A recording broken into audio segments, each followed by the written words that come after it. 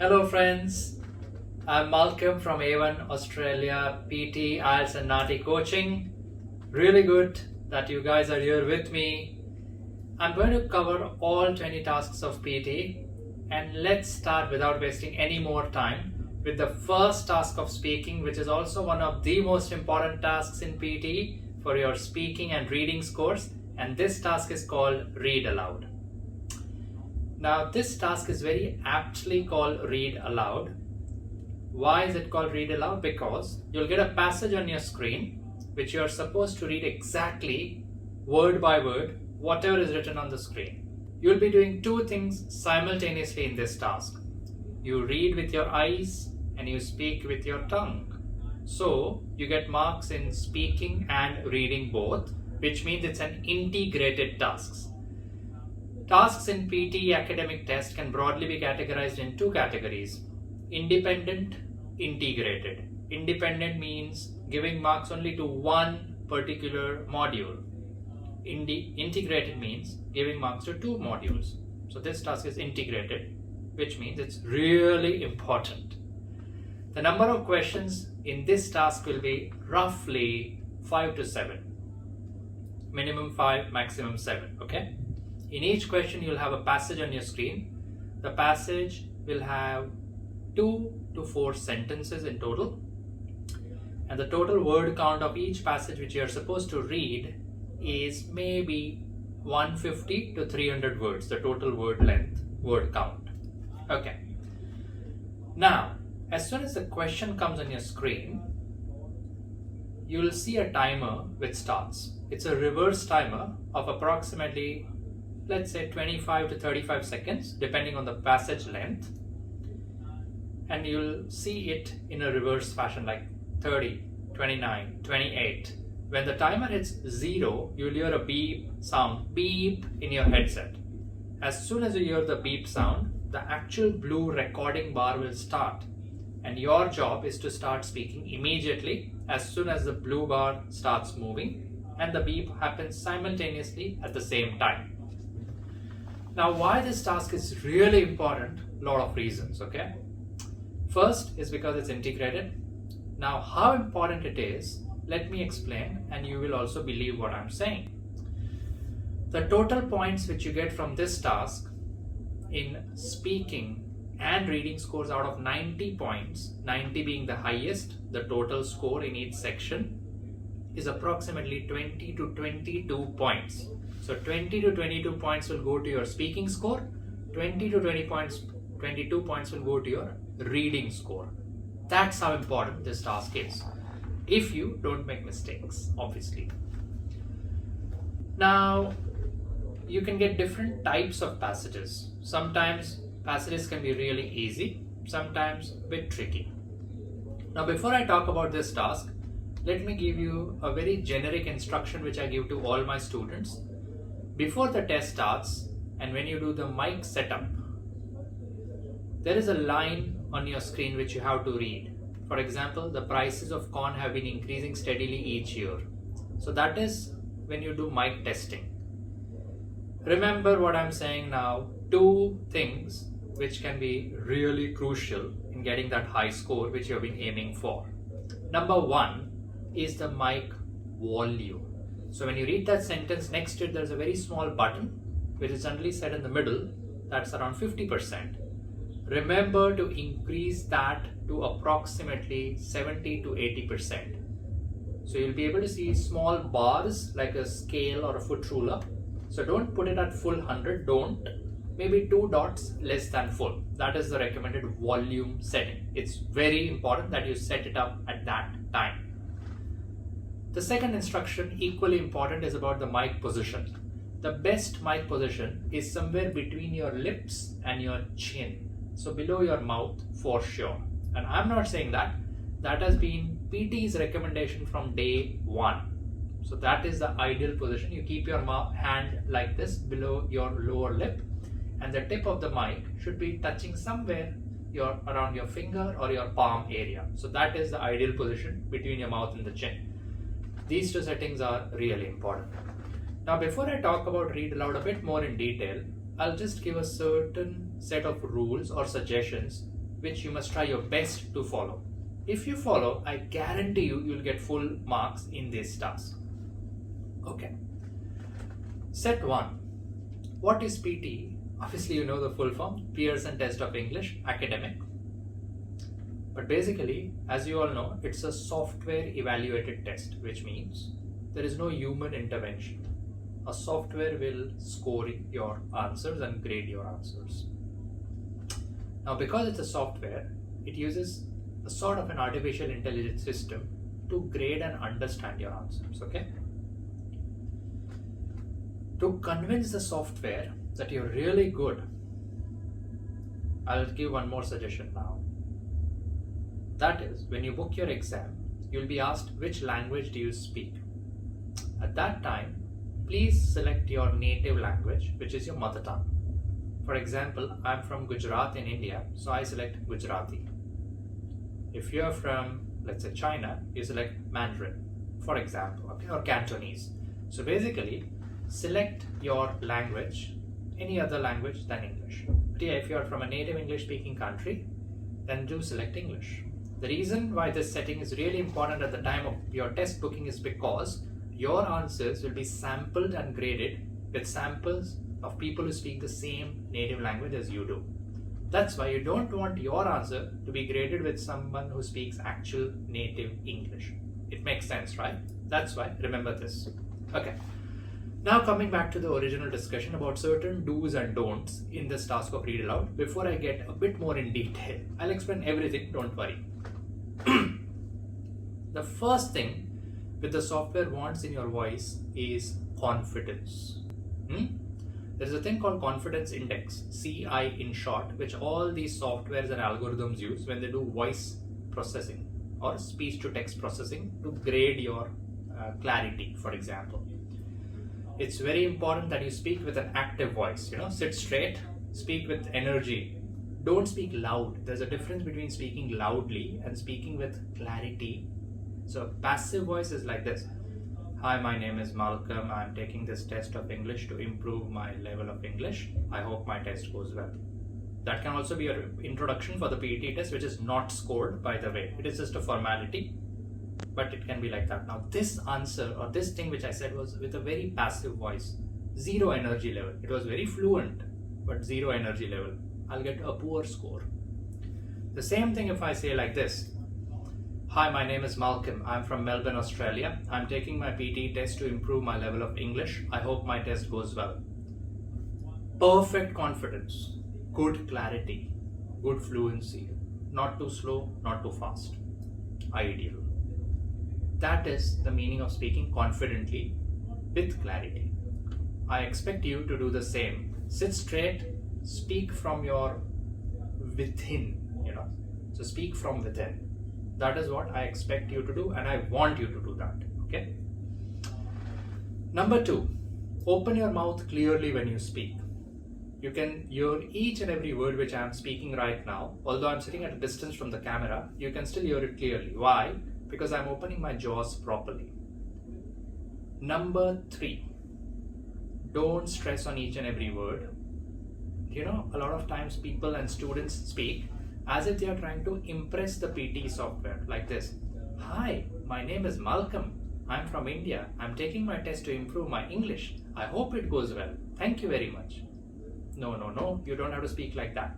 You must try to speak like a native speaker. Native speakers are people generally from the US, that is the United States of America, the UK, that is the United Kingdom, Canada, Australia. Generally, these are native speakers of English, okay? The software wants you to speak like native speakers. And native speakers generally, although they might have a slang or an accent, they don't stress on words unnecessarily. So if you speak like this, hi, my name is Malcolm. I'm going to take this test to improve my English. That's a really poor representation of how a native speaker would speak, if at all. So don't speak like that. Just keep your voice flat. That is a do. Don't stress on words. That's a don't. Okay? Number 3, make sure that each and every word which comes out of your mouth is heard and spoken clearly by you. Even if it's articles like a and the, you must speak them clearly. For example, a doctor. You don't say, I'm going to a doctor. That's too fast. I am going to a doctor. That is stressing on words and the fluency will go down. How should you say that? I'm going to a doctor. That's how you speak fluently without stressing on words individually. Number 4 is something about contractions. Contractions are words which are written in short, like I apostrophe M, I apostrophe VE. So such words will be pronounced as I'm, not I am, and I, not I have. So that's how you speak or pronounce contractions. The next important rule or suggestion is the ending sounds of words. So many times words will end with ed, en, t, ing, s, es, ical, right? Like he loaned some money, he borrowed some money, they carried the stuff around. The students are waiting for us in the science lab. It's an economic recession. I have an MBA degree from Wharton. So that's how every word should be pronounced clearly. It matters a lot for the reading score, okay? The other thing which I want you to do is, obviously if there's a passage, there are going to be sentences separated by a full stop, sometimes a comma or a colon or a hyphen, that's a dash. A very important thing which you must understand right from the beginning, that is day 1 to day, is about correct pauses and incorrect pauses. Correct pauses are pauses which are ought to be taken, which means which must be taken at the right time. Incorrect pauses, if taken at unnecessary locations or places, are going to reduce your reading scores and also your fluency goes down. So that's why, please remember what I'm about to say now. You must take a very small or a tiny pause at every full stop. That's rule number 1. And remember, it should be a small pause. You don't have to stop. It should be a smooth, small pause. Okay? Okay. Now let's talk about a comma. Should you pause at each and every comma? The answer is no. If a comma is at the beginning of a sentence after words like moreover, however, furthermore, never take a pause. Don't pause. Okay? If you see a comma in a short sentence, never pause. Clear. If you see a comma in a long sentence, you must pause, but it should be a very tiny pause. Remember, it's a pause. Similarly, at a semicolon or a colon, it should be a very small pause. Now, should you pause at a hyphen? Hyphen means a dash. If the hyphen is between two words which are supposed to be spoken together, then you must not take a pause. But if there is a hyphen which is between two phrases or two sentences, you must take a small pause. Now there will be words where sometimes there is no pause or no comma. Let's say there's a very long sentence without any comma. And don't worry, I will be taking up a lot of examples later on. Okay? Should you take a pause in a very lengthy sentence anywhere? The answer is yes. For that you need to understand where you should take that pause. Generally, you may take a pause before but, also before W words like while, whether, when, also if, then, also before and. If there is a sentence before and, then there is an and then there's a different phrase again, So you must take a small pause. Otherwise, don't take pauses. The next important suggestion is about intonation. Intonation means stressing on words. My general suggestion is don't stress on words at all. Speak with a flat, confident voice without stressing on words.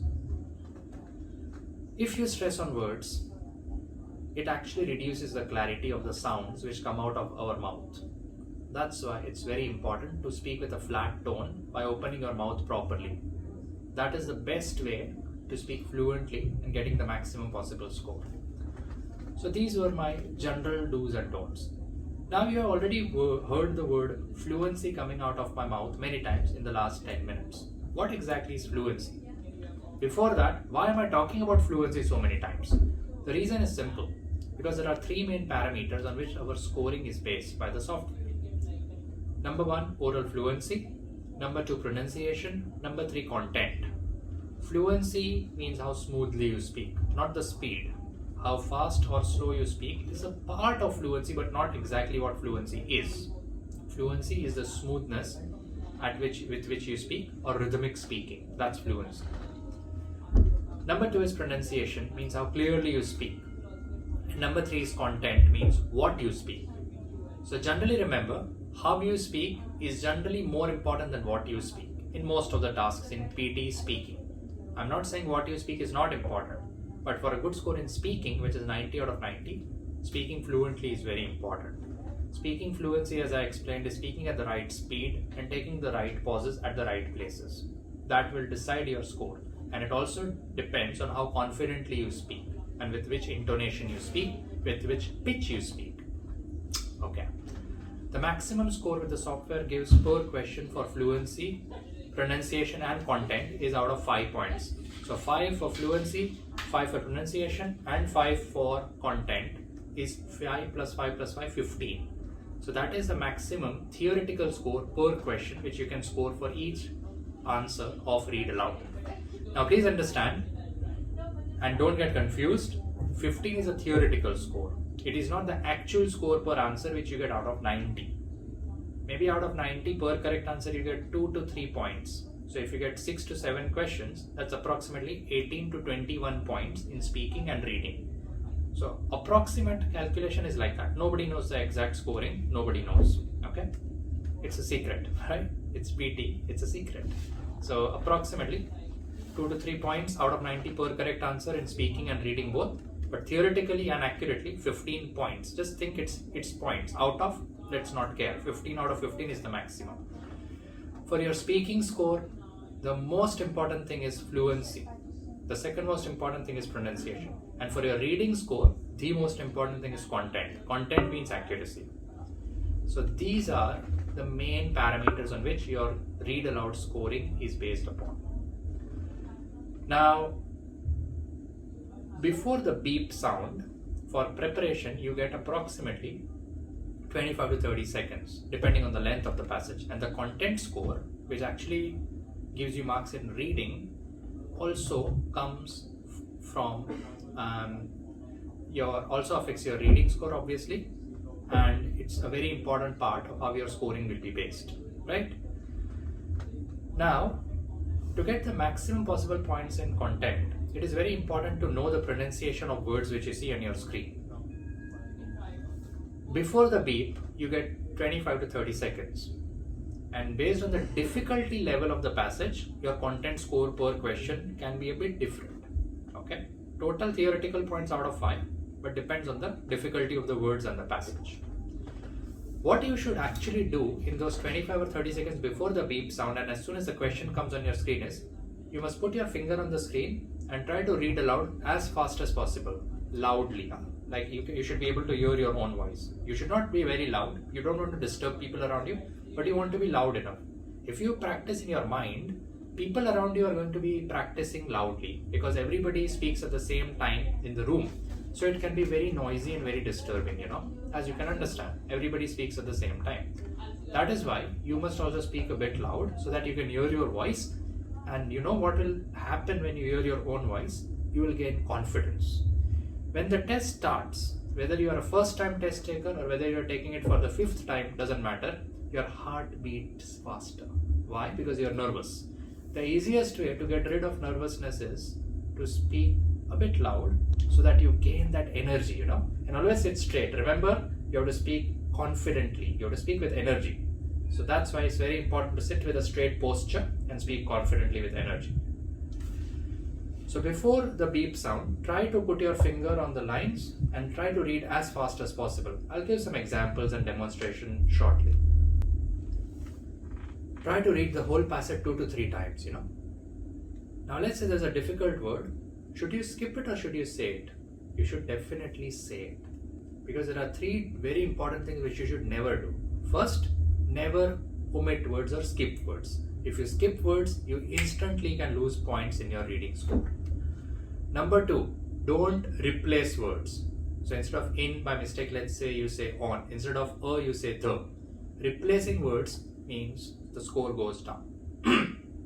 And number 3, never repeat words.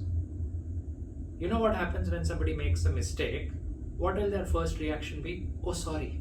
You try to correct yourself. This is a beautiful, oh, this is a sad day. You realize that you've made a mistake. Your first human instinct is to correct your mistake. Never do that. As soon as you correct a mistake, the fluency goes down. See, anyway, it's a software, right? It knows you have made a mistake. So no point doing what has been already, undoing what has been done. What has happened has happened. You can't undo it. So just keep on. It's like a bullet. Once shot, it's fired. It has left the gun. Same thing you have to follow. Never ever stop to correct your mistakes in any task of PT. Strict no. Okay, please remember that also. What should you do if you get a difficult word? You should not skip it, but instead of skipping it, you can try to mimic the sound of that word. I'll show that also in one of my examples shortly. Mimicking the sound of the word at a low volume, you know what will happen? The software will think that you have said something similar to the actual word. So it will not penalize you. I'm not saying do this multiple times, but if you do it once or twice in those 5 or 6 questions which you get, that's totally acceptable. My last suggestion for read aloud is, sometimes people just read one line of the whole passage and do next. Should you do that? You should never do that. Popularly, it is called the PT read aloud one line strategy. I am strictly against that strategy because it's hit and run, or luck, trial. It's like sometimes you get a decent score, sometimes it's a costly mistake. The test fee is approximately $400, right? You don't want to waste your hard-earned money wherever you are in the world. So my suggestion is, don't try the one-line strategy in read aloud. It can be very counterproductive. Okay, just my suggestion. Rest is your call. Now, after the beep, as soon as you hear the beep sound, you must start speaking fluently and naturally immediately. Now, the time which you get after the beep is the actual recording of your answer, on which your score will be graded upon. Let's say it's a very short passage and you finish the entire passage very fluently in just 15 to 20 seconds. And let's say still the blue bar has not even reached half-time mark. What should you do? Should you wait for the blue bar to reach the end? No, never. As soon as the last word of the last sentence is spoken by you, there is a next button on your screen which you must click immediately. Why? Because the software hates silence. If it detects 3 seconds or more of silence, it is going to penalize you. So everything goes down. Your speaking score goes down for sure. Your reading score might or might not go down. Why take a chance? So as soon as you say the last word, click next immediately. Once you click next, you will be asked again. There will be a small box on your screen. Are you sure you want to go to the next question? No, yes. So you have to click yes immediately. So next yes, you have to do immediately. Keep that in mind. Now a few more things. Let's say you get a passage on your screen which has something written in short like NASA. So should you say NASA or should you say NASA? You just say as you would speak it naturally or normally. So you say NASA. Number 2. If something is given in brackets, you don't have to pause. You just have to speak normally. And yes, you have to speak the content. You have to speak the words which are written within brackets. You cannot skip them, mind you. Also, you don't have to say bracket starts, bracket stops. You just read those words naturally. Okay? So you just speak those words naturally. Similarly, if you get something like MR, you say Mr. If you read EG, you say EG or for example. Both things are fine. Okay? As far as you say anything which is naturally accepted as a part of normal English, the software will give you full marks for content, which means your reading score. That is for sure.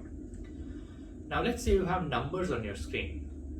Numbers should be pronounced naturally. So if you see a year, you just say, for example, 1920.